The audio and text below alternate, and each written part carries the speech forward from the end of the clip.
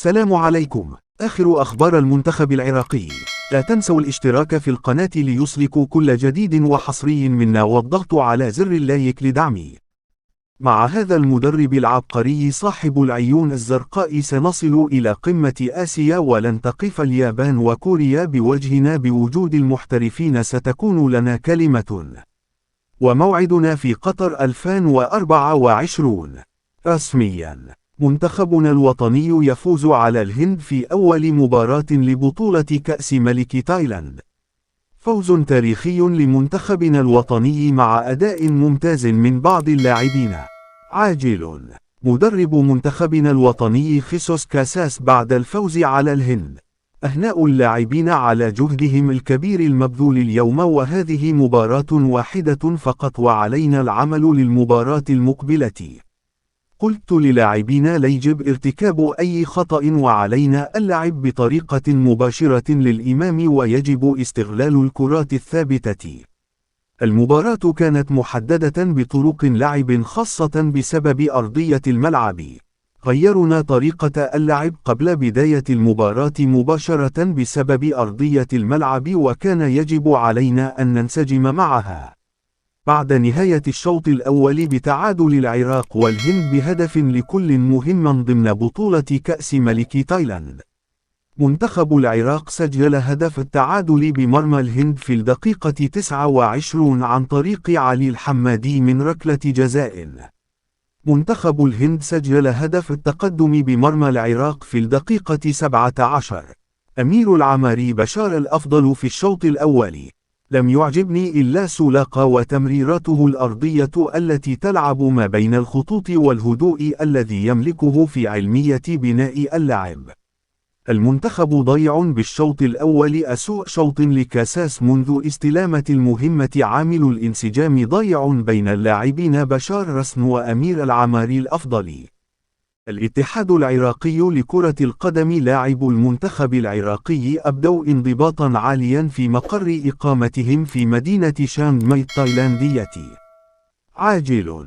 يدعو الاتحاد العراقي لكرة القدم المؤسسات والشركات التجارية كافة والأشخاص الراغبين بشراء حقوق بيع تذاكر مباريات المنتخب الوطني العراقي ضمن تصفيات كأس العالم 2026 التي ستجري في محافظة البصرة، ملعب البصرة الدولي، إلى مراجعة الأمانة العامة للاتحاد لغرض الحصول على استمارة الشروط لغاية يوم 11 من سبتمبر 2023 وتقديم عطاءاتهم في موعد أقصاه يوم الخميس الموافق 14 من سبتمبر 2023.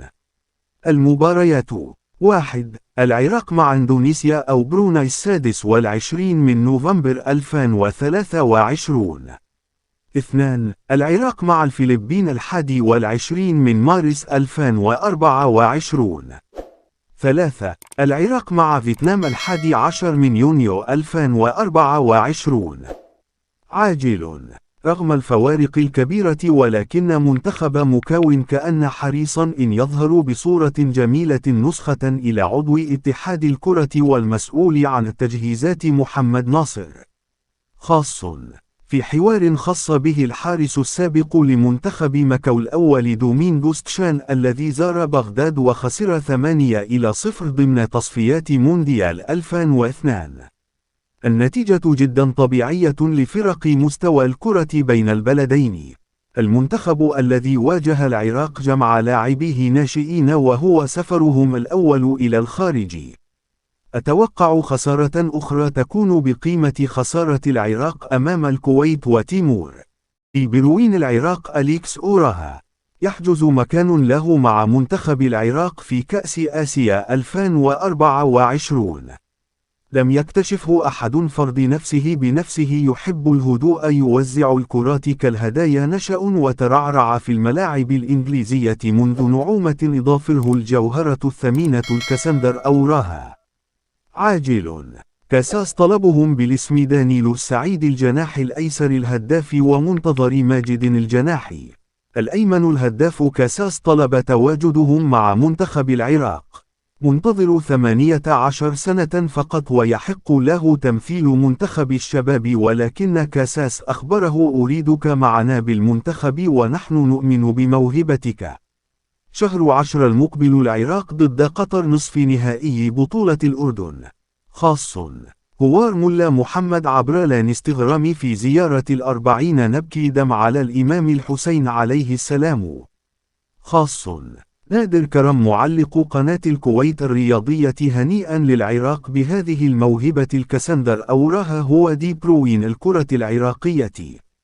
رسميا منتخبنا الأولمبي حقق أكبر نتيجة أمس في تصفيات كأس آسيا تحت 23 عاما.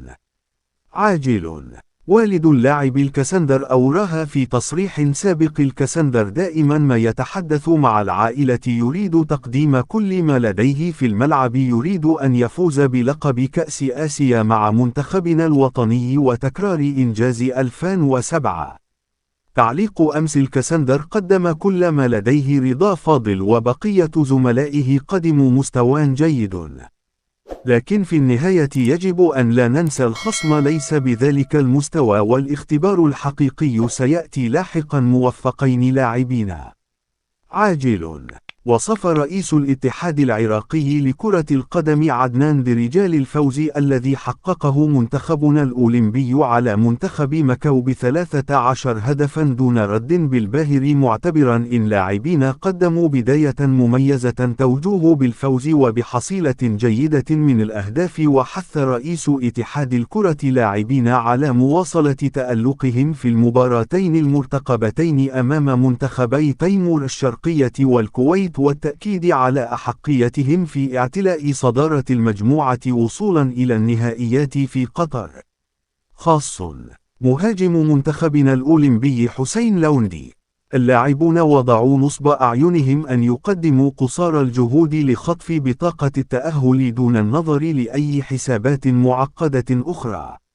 سندخل كل مباراة بتعامل نهائي الكؤوس كي لا نفكر بنتيجة أخرى سوى تحقيق الفوز، وهذا ما نبحث عنه كلاعبين لحسم التأهل والتفكير بالتنافس بقوة في البطولة الآسيوية المؤهلة للأولمبياد.